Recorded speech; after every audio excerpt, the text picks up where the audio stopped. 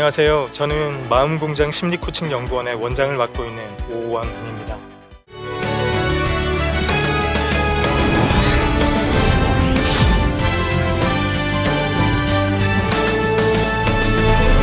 오늘은 여러분들과 함께 영혼의 탄력성이라고 하는 어쩌면 여러분들 굉장히 생소하게 다가오는 단어일 텐데요. 이것에 대해서 한번 살펴보려고 합니다. 여러분 혹시 이런 경험이 있으신가요? 아무 일도 없는데 갑자기 눈물이 막 쏟아지는 거예요. 저는 그런 경험이 있습니다. 제가 연구원에서 하는 일은요, 어떤 일이냐면 마음이 힘들고 관계가 깨어지고 절망 가운데 있는 사람들의 불안과 우울과 그리고 고통의 이야기를 듣는 것입니다. 보람이 있고 이것이 저의 소명이라고 생각을 하지만 때로는 그들의 삶의 무게를 고스란히 함께 느끼는 것 같아서 때때로 고통스럽기도 해요. 몇 년 전에는 이런 경우도 있었습니다. 저와 상담하던 아이가 약을 먹고 자살을 기도한 거예요. 그 부모님으로부터 저녁 12시가 넘어서 전화가 왔습니다. 아이가 선생님을 찾습니다. 제가 가서 한 일은 그 아이의 손을 잡고 한참 동안 있다가 집으로 돌아오는 것이었습니다. 그렇게 상처받은 사람들을 내 가슴에 담아두고 있는 것이 저에게도 그렇게 녹록한 일은 아닙니다. 어느 날 제가 학교에서 강의를 마치고 그 강의실 앞에 로비에 제가 잠시 앉아 있을 때였습니다. 제가 굉장히 좀 힘들어 보였었나 봐요. 한 학생이 오더니 제 어깨를 두드리면서 이렇게 이야기를 했습니다. 교수님 힘내세요. 근데 그 말을 듣는 순간 와랑 눈물이 쏟아지는 거예요. 저는 직업병이 있어서 제 자아를 분석해 봤습니다. 자아 강도도 괜찮고 굉장히 건강해요. 근데 왜 저는 눈물을 흘렸을까요? 곰곰이 생각해 보니 그 이유가 떠올랐습니다. 저는 집에서는 가족들을 돌보고 연구원에서는 내담자를 돌보고 학교에서는 학생들을 돌봐요. 근데 제가 저를 돌보고 있지 않은 것입니다. 우리는 이걸 알아야 합니다. 돌봄의 무게만큼 우리는 상처받습니다. 여러분 이런 걸 상상해 볼 수 있나요? 어떤 어머니가 이렇게 말씀하시는 거예요. 자신의 딸에게 말이죠. 딸아, 너 나에게 상처 주면 안 돼. 내가 널 왜 낳았는지 아니? 내가 널 낳은 이유는 내가 행복하기 위해서야. 인생의 의미를 더 느끼기 위해서야. 그러니 나한테 상처 주지 마.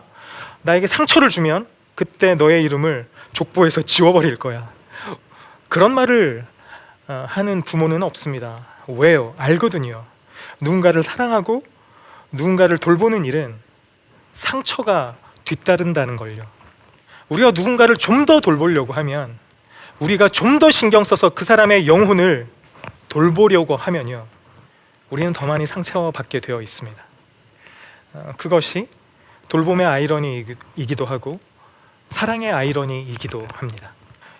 누군가의 영혼을 돌보는 사람들이 경험하는 매우 독특한 질병이 있습니다. 그것은 첫 번째 소진이라고 하는 건데요. 우리가 누군가의 영혼을 돌보기 위해서는 우리 육체의 에너지를 써야 하죠. 감정의 에너지, 그리고 관계를 만들어가기 위한 에너지들을 사용해야 합니다. 그러다 보면 우리가 소진을 경험할 수 있게 돼요. 그렇죠? 두 번째 특징은 이런 겁니다. 2차적인 외상을 경험하게 된다는 것이죠. 세컨더리 트라우마 이렇게 영어로 표현할 수가 있는데요. 누군가의 고통의 이야기를 가만히 듣다 보면 그 사람의 고통을 상상하게 되고, 그 사람의 고통을 상상하게 되면 그 사람이 받은 데미지에 비슷한 질량의 데미지를 나도 받게 됩니다. 여러분 이런 소진과 2차적 외상이 합해지면요, 우리는 고통스러운 경험을 하게 되겠지요. 이것이 영혼을 돌보는 사람의 병입니다. 저는 이것을 사랑의 비용이라고 생각을 해요. 여러분 사랑을 하는 데는 때때로 비용이 드는 것입니다. 그래서 우리가 꼭 생각해야 되는 것이 있는데요, 영혼 돌봄을 위해서 가장 중요한 자원은 뭘까요? 바로 나의 존재 상태, 그것입니다.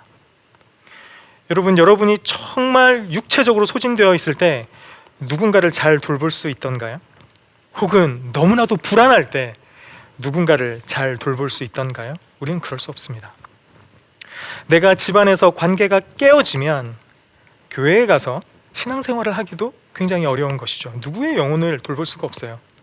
내가 부부싸움을 아주 심하게 하면 누군가의 영혼을 돌보기가 어려운 것이죠. 이런 것처럼 우리 존재의 상태는 영혼 돌봄에 있어서 가장 중요한 자원일 수 있습니다. 우리의 영혼은요, 한 두 가지 종류로 나뉠 수가 있습니다. 왼쪽에는 유리공이 있죠. 유리공은 위치 에너지가 클수록, 높은 곳에서 떨어질수록 더 산산조각이 날 거예요. 그런데 고무공은 어떻습니까? 높은 곳에서 떨어지면 떨어질수록 더 높이 위를 향해서 튀어오르죠. 이것은 탄력성의 차이 때문에 그렇습니다. 우리의 영혼에도 탄력성이 있다는 거예요. 탄력성이 있는 영혼은요, 위기가 찾아오면 그 위기가 많이 힘들고 어렵지만, 그러나 그 위기를 딛고 더 많이 성장합니다. 하나님을 향해서 말이죠. 그런데 우리의 영혼에 탄력성이 없다면 위기가 찾아올 때, 어려움이 찾아왔을 때, 문제가 우리를 압도할 때 우리의 영혼은 산산조각이 나게 됩니다. 그래서 오늘 여러분들과 나누고 싶은 이야기는요, 영혼의 탄력성을 회복하는 방법이 무엇인가 하는 것에 관련한 것입니다. 영혼의 탄력성을 회복하는 방법 첫 번째는 수치심 주장하기입니다. 뜬금없죠? 수치심이 매우 부정적인 단어인 것 같은데 그것을 주장하라니요? 여러분, 원래 그리스도인들은 자존감이 높은 존재들이에요. 제가 말씀 하나를 읽어볼게요. 고린도후서 5장 17절의 말씀입니다. 그런즉 누구든지 그리스도 안에 있으면 새로운 피조물이라, 이전 것은 지나갔으니 보라 새 것이 되었도다. 그런데 헬라어 성경을 보다 직역한 버전인 이 NRSV라고 하는 영어 성경 버전은요, 보라 모든 것이 새 것이 되었다. 이 번역이 이 구절의 본래의 뜻을 잘 드러내고 있다고 저는 생각을 하는데요, 우리가 그리스도 안에 있으면 우리의 존재만 새로워지는 것이 아니라 우리로 인하여서 우리의 가정이, 우리의 공동체가, 우리의 직장이, 우리의 사회가, 이 열방이 변화된다. 여러분, 이것이 그리스도인의 자존감입니다. 얼마나 자존감이 높나요? 그런데 여러분, 우리 모두가 다 자존감이 높나요? 우리가 늘 우리 스스로가 근사하다고 생각하나요? 그렇지 않죠. 왜 그렇지 않을까요? 그들이 그날 바람이 불 때 동산에 거니시는 여호와 하나님의 소리를 듣고 아담과 그의 아내가 여호와 하나님의 낯을 피하여 동산 나무 사이에 숨은지라.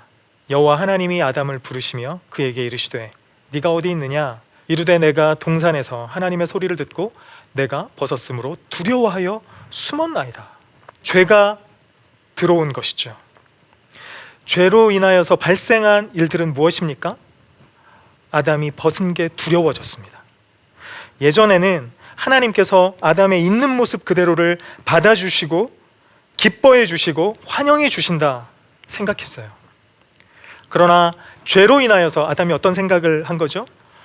자신의 존재가 망가졌다고 생각을 하는 거예요. 자신이 근사하지 않다고 느끼기 시작한 것입니다. 그렇게 되자 그는 두려웠습니다. 그렇게 되자 그는 숨고 싶었습니다. 이 세상에 무엇이 들어왔냐면 수치심이 들어오게 된 것이죠. 여러분, 이런 수치심은요, 몸의 고통보다 압도적인 감정입니다. 너무너무 압도적인 감정이라 우리가 수치심에 쌓여 있으면 우리의 영혼의 탄력성은 줄어들어요. 그리고 우리는 절망을 경험하게 됩니다. 이 수치심은 블랙홀과 같아서 모든 다른 감정을 빨아들여 버려요. 그렇게 무서운 감정이 바로 이 수치심입니다. 우리가 뭔가 잘못할 때 있죠. 우리가 공부를 잘 못할 때도 있고, 관계를 잘 못할 때도 있고, 양육을 잘 못할 때도 있습니다. 사람들은 늘 실수를 하면서 사니까요. 내가 잘못했네, 내가 이번에 실수했네, 이런 판단은요, 우리는 죄책감 이렇게 부릅니다. 죄책감은 우리를 성장시켜요. 내가 이렇게 해서 잘못됐으니까 다음에는 이렇게 해봐야겠다, 새로운 시도를 하게 만들죠. 근데 수치심은 좀 다릅니다. 이것은 나는 왜 이럴까? 자신의 존재에 대한 부정적 정서예요. 매 순간 세상은 괜찮은 것 같은데 나는 괜찮지 않은 것처럼 느껴지는 거예요. 이런 사람들은요, 내가 회개하면 하나님께서 나를 용서하신다 라고 인지적으로는 믿을지 몰라도 항상 기도를 하고 나도 뭔가 패배감에 쩌들게 돼요. 그것은 수치심 때문에 그렇습니다. 이 수치심은 매우 강력한 두 가지 방향의 에너지를 가지는데요, 그 에너지의 첫 번째 방향은 타자를 공격하는 거예요. 내가 근사하지 않다고 생각하는 사람은요, 누구를 잘 공격합니다. 잘 미워하고요, 잘 비난해요. 근데 왜 수치심을 가진 사람이 다른 사람들을 잘 공격하게 될까요? 그것은 내가 그 사람을 공격하는 그 순간만큼 내가 그 사람보다 우월하다고 느끼기 때문에 그래요. 그 순간, 짧은 순간 왜곡된 자존감이 회복되는 거예요. 그래서 타인을 잘 공격합니다. 이런 사람들은 분노 중독이 되기 쉽기도 해요. 타자를 공격하지 않는 사람은요, 자기를 공격하기도 합니다. 나는 왜 이럴까? 나는 왜 이렇게 형편없을까? 나는 왜 항상 이런 운명을 맞이하게 될까? 왜 나는 다른 사람들에게 수용되거나 받아들여지지 않을까? 나는 왜 사람들로부터 환영받지 못할까? 이런 생각 속에 살아가고 자기를 비난하며 살아가게 됩니다. 여러분, 이런 수치심은요, 한 가지 주요한 특성을 갖고 있어요. 이 수치심, 영어로는 shame이라고 하는데, 이 단어는 고대 독일어인 skam이라고 하는 단어에서 유래한 것입니다. 이 skam이라고 하는 단어는 자기 자신을 덮는다, 이런 뜻이에요. 수치심이 있는 사람은 그 수치심을 자꾸 가리려고 합니다. 수치심이 있다는 건 취약한 부분이 있다는 거잖아요. 내가 나온 학교가 수치스러워요. 그러면 학교 이름이 나올 것 같으면 그것을 막 숨기려고 하고 의도적으로 대화의 흐름을 다른 곳으로 몰고 가려고 해요. 나는 어렸을 때 가정 환경이 너무 취약했어요. 그것 때문에 나는 되게 수치스러워요. 이런 사람들은 관계를 하고 누군가와 의사소통을 할 때 혹시 가정 환경에 대한 이야기가 나올까 봐 굉장히 두려워 떱니다. 그리고 그걸 숨기려고 해요. 말하지 않으려고 해요. 감추려고 하는 거죠. 여러분, 그렇게 되면 그 수치심은 점점 더 큰 괴물이 됩니다. 그러므로 이 수치심을 치유하는 방법이 우리에게 필요한데요, 그것은 무엇이냐면 수치심을 주장하는 것입니다. 이것이 우리의 영혼의 탄력성을 회복하는 데 매우 중요한 요소인데요, 예수께서 그들의 생각을 아시고 손 마른 사람에게 이르시되 일어나 한가운데 서라 하시니 그가 일어나 서거늘 우리를 둘러보시고 그 사람에게 이르시되 네 손을 내밀라 하시니 그가 그리하매 그 손이 회복된지라. 오른손이 말랐어요. 어린 시절부터 장애가 있었던 것 아니겠어요? 고대 이스라엘에서는 이런 육체적인 질병 장애를 신학적으로 판단하는 경향이 있었습니다. 저 사람이 저런 장애를 가진 것은 분명히 하나님 앞에 어떤 죄를 지었기 때문이고 형벌을 받았기 때문이다, 이렇게 생각을 한 것이죠. 이 사람이 회당에 갔는데요, 회당 중간에 있지 못했을 것 같아요. 귀퉁이에서 하나님의 위로의 말씀을 들을 수는 있지 않을까, 그렇게 기대하고 있었을 것 같아요. 그때 예수님이 이렇게 말씀하세요. 일어나서 한 가운데 서라. 모든 사람이 주목할 수 있는 한 가운데 서라, 이렇게 말씀하십니다. 그리고 급기야 예수님께서는 그 손을 내밀라, 이렇게 말씀하고 계시죠. 이게 무슨 의미가 있을까요? 수치심은 내밀 때, 개방할 때, 주장할 때 치유되는 것입니다. 여러분, 여러분에게 수치심이 있나요? 그러면 수치심을 주장하세요. 그러면 더 이상 그 수치심은 괴물이 되지 않습니다. 이렇게 이야기를 하십시오. 저는 두렵습니다. 저는 다른 사람들이 형편없는 사람이라고 저를 볼까봐, 그렇게 평가할까봐 저는 너무너무 무섭고 두려워요. 제가 많은 순간 아무 일도 아닐 때에 화를 낸다는 사실을 저는 잘 알고 있습니다. 근데 그것을 참기가 정말 어려워요. 저를 좀 도와주시지 않으시겠어요? 여러분, 이렇게 수치심을 주장하기 시작하면요, 그 수치심은 힘을 잃습니다. 그런데 우리는 한 가지 더 생각을 해봐야 돼요. 저는 이 성경 말씀을 예수님께서 그 오른손 마른 그 사람에게 한 것일까? 그런 생각이 들어요. 오히려 거기에 모여있던 많은 유대인들에게 한 말씀은 아닐까? 이런 생각을 해보게 됩니다. 너희들은 이 오른손 마른 사람의 안전기지가 되어 주었느냐? 이 사람이 자신의 수치심을 기꺼이 고백하고 자신을 드러낼 수 있는 그런 안전한 공동체를 너희들은 만들었느냐? 너희는 끊임없이 이 사람을 밀어내지 않았느냐? 여러분, 그렇습니다. 우리가 수치심을 주장하는 것도 중요하고요, 우리가 수치심을 주장할 수 있는, 기꺼이 내 모습을 말할 수 있는 모습 그대로를 내가 개방할 수 있는 그런 공동체를 만들어가는 것, 저는 그런 것들도 우리의 영혼의 탄력성을 기르는데 매우 중요한 부분이라고 저는 생각을 합니다. 영혼의 탄력성을 회복하는 방법 두 번째는요, 마음보다 먼저 몸을 돌보라는 것입니다. 마음보다 먼저 몸을 돌보라. 이게 어떤 의미일까요? 로뎀나무 아래에 누워 자더니 천사가 그를 어루만지며 그에게 이르되 일어나서 먹으라 하는지라. 본즉 머리맡에 숯불에 구운 떡과 한 병 물이 있더라. 이에 먹고 마시고 다시 누웠더니 여호와의 천사가 또 다시 와서 어루만지며 이르되 일어나 먹으라. 네가 갈 길을 다 가지 못할까 하노라 하는지라. 우리가 일반적으로 생각해 보면 이런 생각을 할 수가 있어요. 하나님이 천사를 보내셨으니 엘리야야 힘을 내라, 괜찮다, 내가 너를 지켜주마, 용기를 내라, 이렇게 말씀하실 것 같은데요, 이 천사는 그렇게 하지 않았습니다. 일어나 먹으라, 이렇게 이야기를 한 거죠. 그리고 엘리야를 잘 먹인 겁니다. 다시 누워 자고 일어났을 때도 어루만져주고 일어나 먹으라, 이렇게 천사는 이야기를 합니다. 우리의 마음을 가만히 들여다보면요, 사실은 부정적이고 부족한 것들이 너무너무 많아요. 우리가 마음에 집중할수록 때로는 굉장히 불안해지고 우울해집니다. 여러분, 그럴 때는요, 이 열왕기상의 말씀처럼, 이 말씀에 나오는 천사가 있던 것처럼 몸을 돌보는 게 굉장히 중요해요. 여러분 기억하십시오. 여러분들이 영혼의 어두운 밤을 지나갈 때, 끝을 알 수 없는 터널을 지나가고 있을 때, 그런 칠흑 같은 어둠의 시간을 지나갈 때, 그런 광야를 지나갈 때, 여러분 마음보다 먼저 몸에 집중하십시오. 영혼의 탄력성을 회복하는 방법 세 번째는 임계점까지 실패하기입니다. 왜 실패하라고 하지? 여러분 궁금하실 텐데요, 여러분 임계점이 무엇입니까? 물을 막 끓이면 이 액체가 기체로 변하는 순간이 있죠. 김이 모락모락 나는 기체로 변하는 순간이 있습니다. 그때를 임계점이라고 하는데요, 우리의 삶에도 임계점이 있습니다. 이 그림을 한번 보시겠어요? 버스 안의 한 장면입니다. 여러분들에게 한번 질문해 볼게요. 내 목적지가 매우 멀어요. 1시간 이상 버스를 타고 가야 되는 거예요. 근데 내 몸이 너무너무 피곤한 겁니다. 빨리 앉고 싶겠죠? 여러분 같으면 어떤 사인을 보이는 사람 앞에 서 계시겠습니까? 휴대전화기를 보다가 휴대전화기를 끄고 이어폰을 정리하는 사람 앞에 서고 싶을 거예요. 또한 벨을 누르는 사람 앞에 서 있고 싶을 겁니다.